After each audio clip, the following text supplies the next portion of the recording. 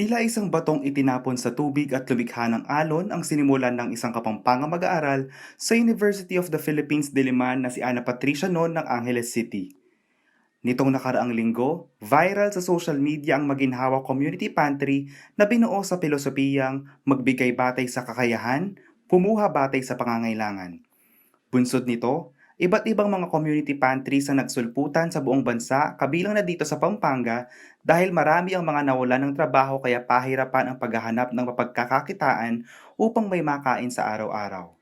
Hindi naman naging hadlang ang estado sa buhay maging ang edad upang tumulong ang iilan para sa ating mga kababayan na nangangailangan.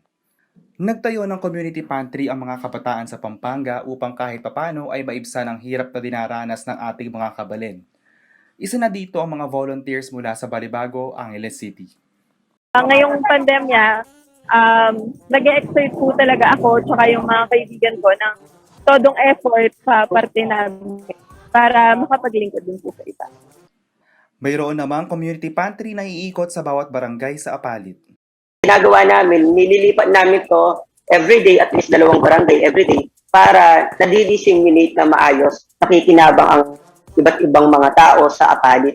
Hindi umano mahirap na bagay ang pagtulong lalo na't walang hinihingi na kapalit at bukal ito sa kalooban. Isa lamang itong halimbawa na hindi tayo dapat patinag ng problema dahil may mga taong tutulong sa atin sa gitna ng pandemya. Isa rin daw itong paniniwala ng mga sinaunang Kristiyano. Hindi tayo dapat matalo sa depression, hindi tayo dapat matalo sa kawalan ng pag-asa. Para sa mga nais magbigay ng donasyon, maaaring makipag-ugnayan sa mga organizers ng mga community pantry sa inyong mga barangay. JM De Jesus, CLTV News.